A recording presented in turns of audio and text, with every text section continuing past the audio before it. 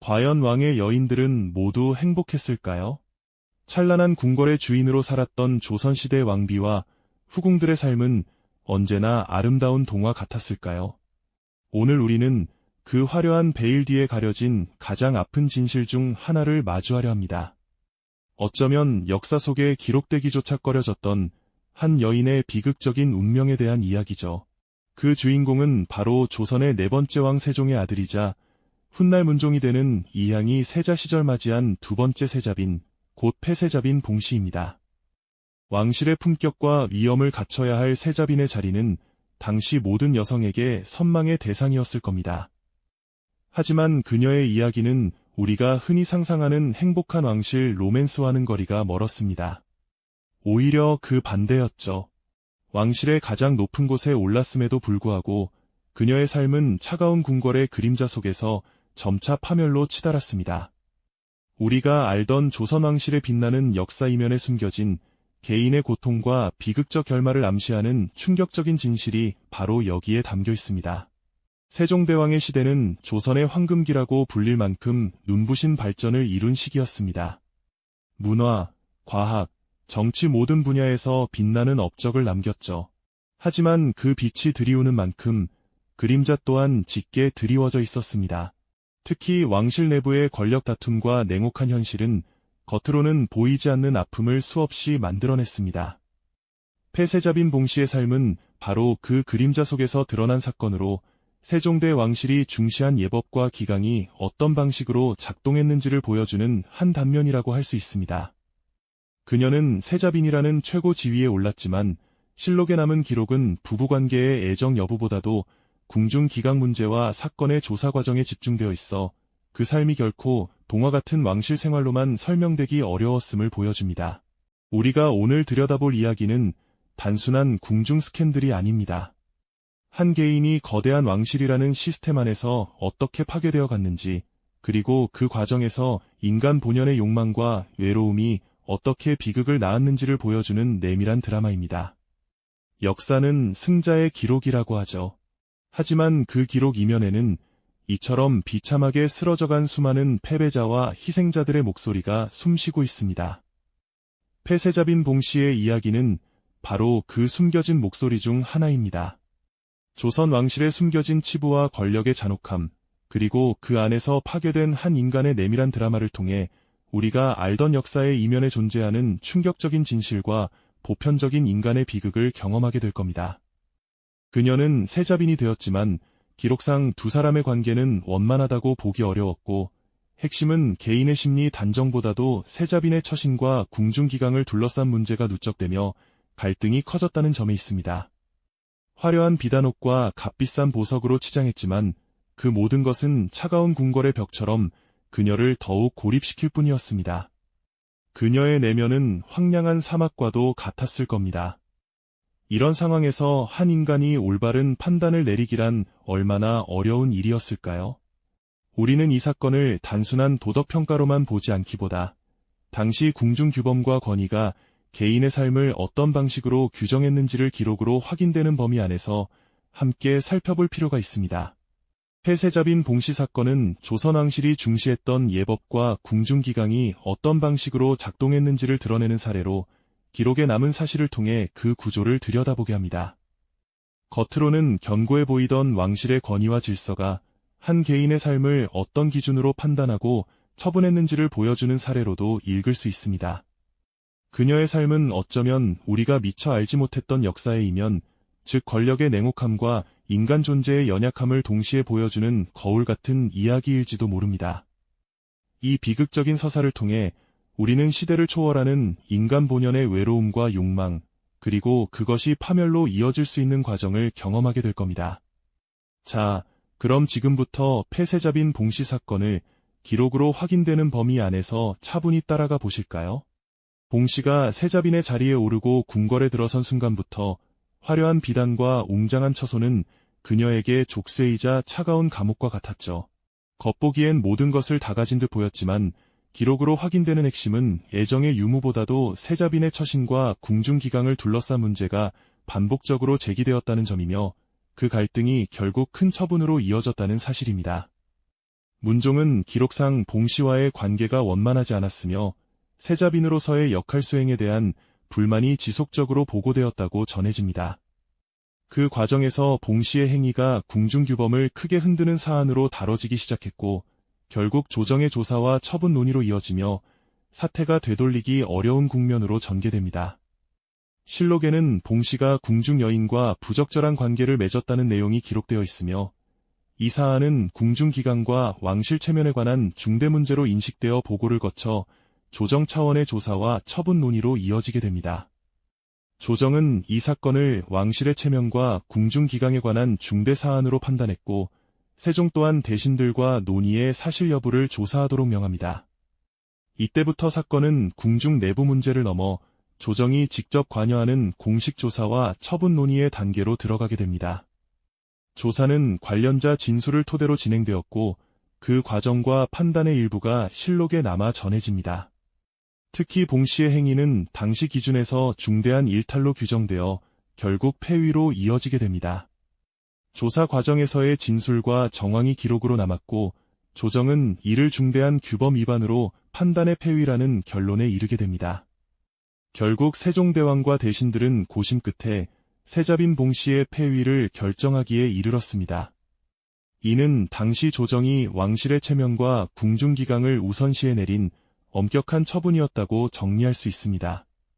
폐위가 결정된 뒤 봉씨는 궁궐을 떠나게 되었고 이후의 삶은 기록이 제한적이라 오늘날 우리가 구체적 정황을 단정하거나 세밀하게 재구성하기는 어렵습니다. 다만 폐위라는 처분 자체가 당대 왕실이 사건을 얼마나 중대하게 보았는지를 보여줍니다. 이 사건은 화려한 왕실의 이면에서 개인의 삶이 제도와 규범 속에서 어떻게 판단되고 처분될 수 있었는지를 보여주는 사례로 오늘날까지 기록으로 남아 있습니다.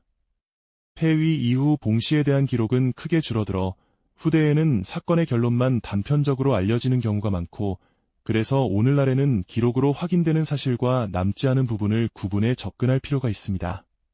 다만 폐위 이후의 생활상은 기록이 구체적으로 남아있지 않아 오늘날 우리는 사건의 결론과 제한된 기록을 중심으로만 그 이후를 추적할 수 있습니다. 봉씨는 폐위 이후 공식 기록에서 간략히 언급되는 수준에 그치고 이후 행적에 대한 상세한 기록은 매우 제한적으로 남아있습니다. 그래서 후대에 우리는 무엇이 있었는지보다 무엇이 기록되지 않았는지를 함께 보게 되는데 바로 그 공백이 이 사건을 더 낯설고 비극적으로 느끼게 만들기도 합니다. 역사는 흔히 승자의 관점에서 쓰인다고 하죠. 그 속에서 패배자의 목소리는 늘 침묵 속에 갇히기 마련입니다. 폐세자빈 봉씨의 이야기는 기록이 풍부하게 남은 사례가 아니어서 오늘날 우리는 남아있는 기록과 남지 않은 공백을 구분해 겨우 그 흔적을 더듬어 볼 수 있을 따름입니다. 그녀의 처참한 비극이 세종대왕이라는 위대한 성군의 시대에 일어났다는 점은 더욱 씁쓸한 아이러니로 다가옵니다. 가장 현명한 군주조차도 왕실의 권위와 명예 앞에서는 이토록 냉혹한 결정을 내릴 수밖에 없었던 것이죠. 그렇다면 이러한 사건들이 연이어 발생했던 세자궁의 상황은 어떤 파장을 남겼을까요? 봉씨의 폐위는 세자 시절 문종의 가정사에 큰 사건으로 기록되며 이후 두 차례 세자빈 폐위는 정치적으로도 적지 않은 파장을 남겼습니다. 그리고 봉씨 이전에 먼저 세자빈이었던 희빈 김씨 또한 폐위라는 결말을 맞습니다. 기록에 따르면 김씨의 경우에도 궁중규범을 어긴 행위가 문제로 지적되며 폐위로 이어졌고 이처럼 세자 시절 연이어 세자빈이 폐위된 일은 왕실 내부에 적지 않은 파장을 남겼습니다. 연이어 세자빈이 폐위되는 일은 세자궁의 권위와 왕실 기강에 큰 충격을 주었고 세자와 조정이 모두 예민하게 반응할 수밖에 없는 사건으로 이어졌습니다. 개인의 감정보다도 당시 왕실이 질서 회복을 최우선 과제로 삼았음을 보여주는 대목입니다. 결국 문종은 훗날 왕위에 오르지만 재위 2년 3개월이라는 짧은 기간 만에 병으로 세상을 떠나고 맙니다.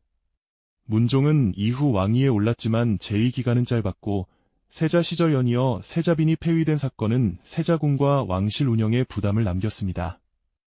우리는 이를 통해 당시 조정이 사적인 관계보다 질서와 기강을 우선했던 구조를 읽어낼 수 있습니다. 폐세자빈 봉씨 사건은 단순한 궁중 소문이나 스캔들로만 치부하기 어렵고 당시 왕실이 기강과 규범을 어떻게 유지하려 했는지를 보여주는 기록으로도 읽을 수 있습니다. 이는 거대한 제도와 규범 속에서 개인의 삶이 어떤 방식으로 판단되고 처분될 수 있는지를 보여주는 사건으로 기록만으로도 무거운 질문을 남깁니다. 실록에 남은 기록은 봉씨의 행위를 궁중 규범 위반으로 다루고 있으며 그 판단과 처분 과정은 당시 왕실이 기강과 체면을 어떤 기준으로 유지하려 했는지 보여주는 자료로 읽힙니다.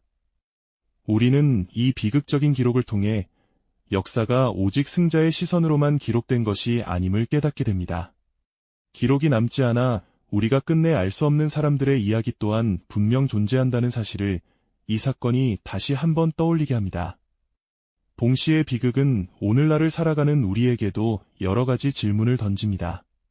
과연 우리는 개인의 존엄성과 행복을 얼마나 소중히 여기고 있을까요? 권력과 제도의 이름으로 억압받는 이들은 우리 사회에 없는 것일까요? 화려한 궁궐의 담장 안에서 벌어진 폐쇄자빈 봉씨 사건은 개인의 삶이 궁중의 규범과 권위 속에서 어떻게 판단되고 처분되는지 돌아보게 하며 오늘의 시선으로도 여러 질문을 남깁니다. 역사는 단순히 과거의 이야기에 머무르지 않고 현재를 살아가는 우리에게 끊임없이 의미 있는 메시지를 던져주고 있죠. 그 메시지 속에서 우리는 인간의 본질과 우리 사회의 모습을 다시금 깊이 돌아보게 됩니다. 이 사건은 기록을 통해 우리가 조선 왕실의 규범과 권위가 개인의 삶에 어떤 방식으로 작동했는지 되짚게 하며 역사 기록에 남은 부분과 공백을 함께 바라보게 합니다. 이처럼 조선 왕실에는 기록 속에 단편적으로만 남아 오늘날 우리가 사실과 공백을 구분해 다시 들여다보게 되는 인물들이 존재합니다. 다음 시간에는 또 다른 왕실 인물의 숨겨진 이야기를 찾아 떠나보겠습니다. 이처럼 조선 왕실에는 우리가 미처 알지 못했던 또 다른 비극적 운명의 주인공들이 숨어 있다는 사실, 그들의 이야기는 현재를 살아가는 우리에게도 깊은 성찰을 안겨주죠. 그렇다면 세자빈에서 폐위된 봉씨는 이후 어떤 삶을 살았을까요? 기록이 제한적인 만큼 우리가 확인할 수 있는 사실과 확인하기 어려운 공백을 나누어 차분히 따라가 보겠습니다. 왕실의 냉혹한 결정은 그녀의 삶을 어떻게 바꾸었고, 그리고 왜 그녀의 이후 행적은 기록에서 자세히 드러나지 않게 되었는지 남아있는 사실을 중심으로 짚어보겠습니다. 봉씨의 행위가 보고된 뒤 조정은 이를 왕실의 체면과 궁중기강에 관한 중대 사안으로 판단했고 그 기준 아래에서 조사와 처분 논의가 본격적으로 진행됩니다. 결국 조사는 관련자 진술과 정황을 바탕으로 진행되었고 조정은 이를 중대한 규범 위반으로 판단에 세자빈 봉씨를 폐위하는 결론에 이르게 됩니다. 화려한 세자빈으로 간택되어 입궁했던 시작은 결국 폐위라는 결론으로 마무리되며 당시 처분의 무게와 왕실이 사안을 중대하게 본 시선을 보여줍니다. 왕실의 엄격한 법도와 규범 앞에서 개인이 선택할 수 있는 길은 극히 제한적이었고 그 결과는 기록에 남은 폐위라는 결론으로 나타납니다. 궁궐문을 나서는 봉씨의 모습은 어떠했을까요? 한때 조선의 국모가 될 제목으로 기대를 한몸에 받았던 그녀는 이제 초라한 행색으로 차가운 시선들을 뒤로한 채 쓸쓸히 궁을 떠나야 했습니다. 화려하게 입궁했던 때와 달리 폐위 이후의 장면과 생활상은 기록이 구체적으로 남아있지 않아 단정하기 어렵지만 폐위라는 결론이 당시 처분의 무게를 짐작하게 합니다. 봉씨의 이후 삶은 폐위 이후 기록에서 자세히 드러나지 않아 오늘날에는 사건의 결론만 단편적으로 알려지는 경우가 많습니다. 그래서 우리는 남은 기록과 남지 않은 공백을 함께 의식하며 접근할 필요가 있습니다.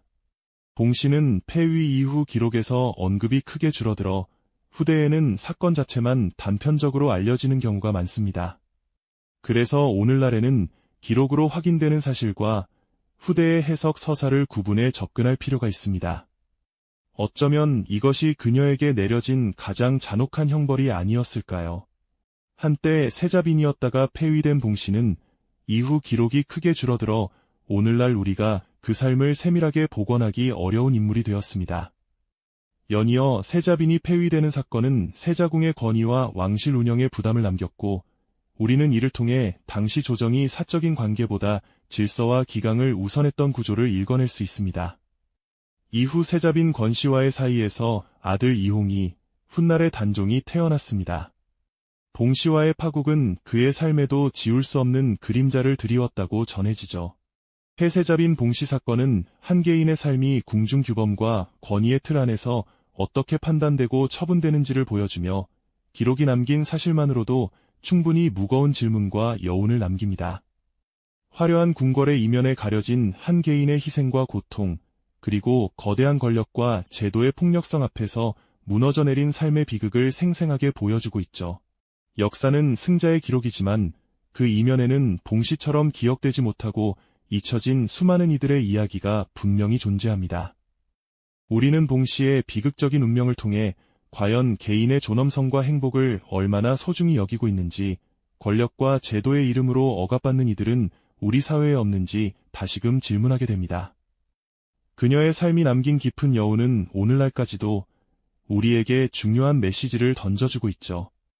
이처럼 조선 왕실에는 우리가 미처 알지 못했던 또 다른 비극적 운명의 주인공들이 숨어 있습니다.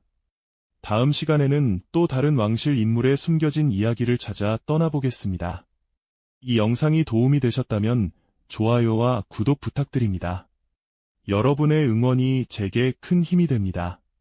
다음 영상에서도 더 유용한 정보를 공유하겠습니다. 감사합니다.